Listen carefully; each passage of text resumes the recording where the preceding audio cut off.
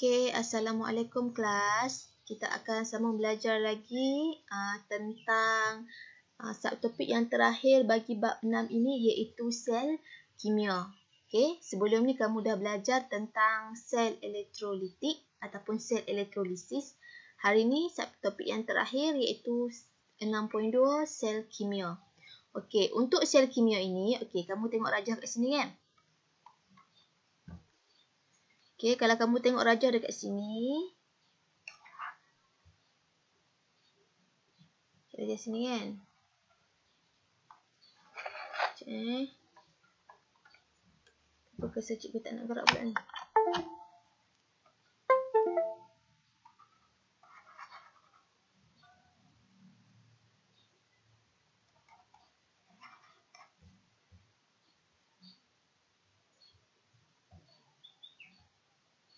Okey. Kalau kamu tengok rajah dekat sini. Baik, ini adalah rajah 6.13. Kalau buku teks kamu, muka surat 192. Okey, 6.13 contoh sel kimia yang ringkas. Okey, apa itu sel kimia?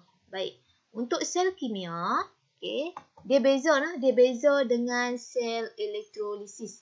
Okey, sel kimia. Okey, sel kimia ini juga dikenali sebagai sel ringkas. Okey, sel ringkas ataupun sel galvani.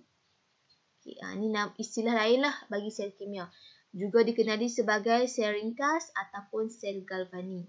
Okey, untuk sel ini dia berlaku perubahan tenaga, sama macam elektrolisis juga, tenaga dia berubah.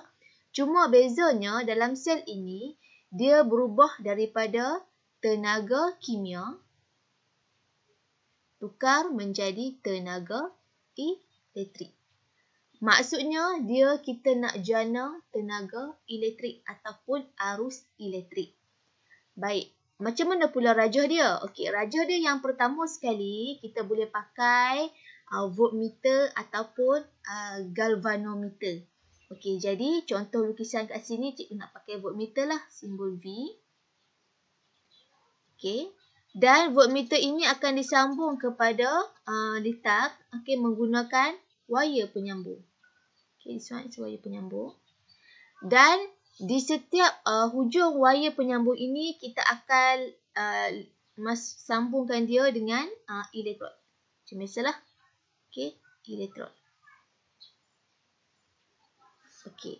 Kamu tengok di sini voltmeter kan? So, kalau cikgu nak pakai galvanometer, so simbolnya G lah. G for galvanometer. Alright? Baik. Okey. So, elektrod ini dia akan direndam ataupun dimasukkan ke dalam satu bikar ataupun bekas. Okey. Yang mengandungi apa kelas? Mengandungi elektrolit. Okey, jadi cikgu label dululah dia punya nama-nama yang ada dalam ni lah. Okey, so yang ini adalah voltmeter. Voltmeter. Okey, ini adalah elektrod. Elektrod. Okey, kita ada dua lah elektrod. Ada dua elektrod. Dan ini adalah elektrolit. Bezakan dengan sel elektrolisis. Kalau sel elektrolisis, kita tak pakai voltmeter. Kita pakai apa? Kita pakai sel kering. Kita pakai bateri kan? Nampak kita pakai bateri. Kan? Ni kalau sel elektrolisis. Ni kalau sel elektrolisis. Kalau sel ringkas, kita nak kenal dia, kita tengok dia tak pakai ni. Dia tak pakai bateri. Dia pakai voltmeter ataupun galvanometer. Okey. Jadi, kamu tengok dekat sini, kalau sel elektrolisis, kita tahu, kita mudah nak kenal sama ada dia anode ataupun kathod berdasarkan dia sambung dekat bateri yang mana kan? Kalau dia sambung dekat bateri yang kat terminal positif bateri ni, dia adalah anode lah. Kaki panjang ni kan, bateri yang kaki panjang ni dia adalah anode. Okey? Kalau dia sambung dengan kaki pendek ni, ini adalah kathod. Mudah kalau sel elektrolisis. Tapi kalau sel ringkas, macam mana kita nak tahu sama ada dia itu adalah anode ataupun cathode. Dia tu positif ataupun negatif. Okey. So, kita ambil contoh. Kita ambil contoh dalam buku kamu punya ni. Okey, baca sikitlah ni. Okey, sel kimia ringkas terdiri daripada dua logam yang berlainan yang dicelup ke dalam suatu elektrolit dan disambungkan melalui litar luar dengan wayar penyambung. Okey, settle cikgu dah terang tadi. Okey, so dia bagi kat sini dia pakai apa? Magnesium dan juga kuprum. So, yang pertama, syarat untuk sel ringkas ataupun sel kimia, syarat yang pertama, dia mesti guna dua logam yang berbeza. Wajib berbeza. Okey, contoh yang ni, kita pakai magnesium. Kalau ikut dalam buku teks kamu kan. Okey. Yang ini kita pakai kuprum.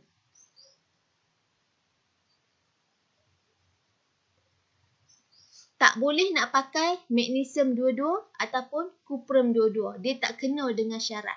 Okey. Cikgu, apa jadi kalau syarat ni tak dipenuhi? Kalau syarat ni tak dipenuhi, makna kata tenaga elektrik tak dapat dihasilkan. Arus elektrik tidak akan mengalir. Okey. Jadi, syarat yang kedua, dia mesti guna elektrolit. Okey, mesti ada elektrolit dan elektrolit itu mestilah dua sahaja. Sama ada dia asid. Contohlah asid sulfurik cair ke, asid hidroklorik ke, ataupun dia guna yang buah-buahan. Contoh jus limau, jus lemon, okey. Ataupun yang kedua, dia mestilah guna larutan ataupun leburan ion. Okey. Jadi, kalau yang macam ni, contoh cikgu nak elektrolitnya, cikgu nak pakai, contoh ikut buku teks kamu lah. Buku teks kamu, kita pakai larutan apa tadi? Dia label kat kamu. Kalau kamu ingat. Dia pakai larutan kuprum 2 sulfat. So, larutan kuprum 2 sulfat sebagai kamu punya elektrolit. Okey. Jadi, dah dapat dua kepingan logam sebagai elektrod dan satu larutan sebagai elektrolit. So, ini adalah ion lah. Larutan ion. Okey.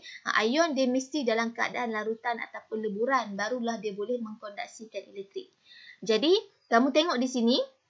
Okey, sekarang ni kita kena tengok dulu dua logam ni. Yang mana adalah terminal negatif. Yang mana adalah terminal positif. Jadi, macam mana kita nak tahu yang mana positif, yang mana negatif? Kita kena tengok dia punya siri elektrokimia. Okey, siri elektrokimia, this one. Okey, susunan ion mengikut ke elektropositifan. Okey, jadi kamu tengok tadi yang kita punya ini kan dua ni. Ion magnesium dekat sini dan juga ion kuprum. So, syarat dia, ion yang berada di atas siri elektrokimia, dialah akan jadi terminal negatif. Okey, maksudnya yang lagi mana dia duduk paling atas, dialah yang akan jadi terminal negatif. Yang duduk bawah dia akan jadi terminal positif. So, contoh cikgu bagi ini, magnesium dia akan jadi terminal. Bukan terminal lah, dia akan jadi elektrod. Istilah terminal tak sesuai. Dia akan jadi elektrod negatif. Okey, dia akan jadi elektrod negatif. Okey. So, kuprum. Okey, kepingan kuprum dia akan jadi elektrod positif. Okey. So, untuk yang elektrod negatif ini, dia akan derma elektron. Okey, terminal elektrod negatif ni dia akan derma elektron. Okey. Yang ni dia akan terima elektron. Okey, yang kuprum ni terima elektron. Okey. Jadi, sebab apa magnesium ni dia boleh derma elektron? Sebab dia lebih elektropositif. Ni kan dia duduk dekat atas kan? Dia lebih elektropositif. lebih elektropositif. Kamu pun tahu kan? Lebih elektropositif satu ion tu dia lebih mudah untuk derma elektron. Yang kuprum ni kurang elektropositif. So dia hanya terima sahaja elektron. Jelas dekat situ? Okey, jadi tengok ada cerita apa kat sini. Okey. So, dengan merujuk kepada sel kimia, magnesium menjadi terminal negatif. Okey, dia guna istilah terminal lah. Okey, boleh juga. Dan kuprum menjadi terminal positif kerana magnesium lebih elektropositif berbanding dengan kuprum. Okey, magnesium mudah mendermakan elektron berbanding dengan kuprum. Jadi kamu tengok dekat sini, magnesium ni, okay, dia kan derma elektron kan? Okay, magnesium apabila dia dermakan elektron, okay, magnesium dia akan bertukar lah. Okay, magnesium akan mendermakan elektron, maksudnya dia akan bertukar menjadi ion. So, magnesium akan bertukar menjadi ion. Okay. Kalau yang kuprum, dia akan terima elektron. So, kuprum Cu2+, terima elektron kan? Dia terima elektron, so dia akan membentuk atom kuprum. Dia akan bentuk atom, yang ni dia akan membentuk ion. Jadi kamu tengok kat sini elektron kan? Jadi elektron dia akan mengalir dalam litar luar. So elektron akan bergerak lah. Daripada terminal negatif pergi ke terminal positif. Maksudnya elektron akan bergerak daripada magnesium pergi kepada kuprum melalui litar luar. So itulah label kat sini. Elektron bergerak. So elektron, ni simbol elektron. Dia akan bergerak daripada magnesium pergi ke kuprum melalui dawai penyambung ni lah. Jadi dalam sains kamu pun tahu kan, apabila sesuatu elektron bergerak dari satu titik ke satu titik yang lain, maksudnya bergerak melalui konduktor lah. Kalau dalam ni wire ni lah, wire ni sebagai dia punya konduktor, wire penyambung ni. Jadi bila pergerakan elektron ini dari satu tempat ke satu tempat yang lain ataupun satu titik ke satu titik yang lain, dia akan menjana arus elektrik. Jadi arus elektrik yang dijana ini akan menghasilkan tenaga elektrik. Jadi akan berlaku perubahan tak pada voltmeter ni? Yes, dia akan berlaku perubahan di mana voltmeter ini akan terpesong. Okey. So kamu tengoklah di sini. Dia punya huraian kan? Okey, magnesium menderma elektron membentuk ion magnesium dan larut dalam elektrolit. Okey. Magnesium bertindak sebagai terminal negatif. Elektron yang terbebas mengalir melalui litar luar dan magnesium ke kuprum yang bertindak sebagai terminal positif. Okey. So, kamu tengoklah maksudnya ion kuprum ni dia akan terima elektron yang lalu dekat wire tadi kan? So, pepejal kuprum terbentuk dan terenak pada jalur kuprum. Okey, so kamu tengoklah di sini. So, pemerhatiannya kat sini, kuprum terenak. Kan dia jadi atom kan? Pepejal lah maksudnya. Ni kuprum terenak. Okey, ataupun pemerhatiannya dia akan menebal lah. Yang ni dia akan larut jadi ion magnesium kan? So, pemerhatian yang kamu boleh buat kat sini, apa? Dia akan menipis. Okey.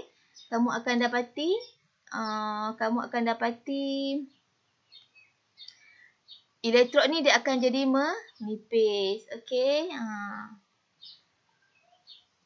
Okey, elektron magnesium dia akan menipis lah. Okey, dia akan menipis. Menipis lah. Sebab dia membentuk ion. Okey, dia membentuk ion, jadi dia akan menipis. Elektron dia lalu dekat litar luar. Okey. So, itu je lah. Alright. So, pergerakan elektron dari terminal negatif. Dari sini pergi ke kuprum. Okey. Arah elektron. Okey.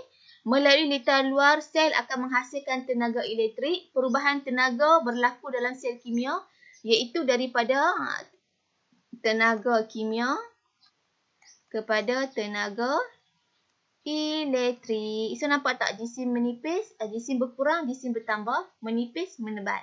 Okay, so ini akan berlaku terenam lah dia punya kuprum. Okey, pepejal kupurum akan terenak. Okey, itu sahaja.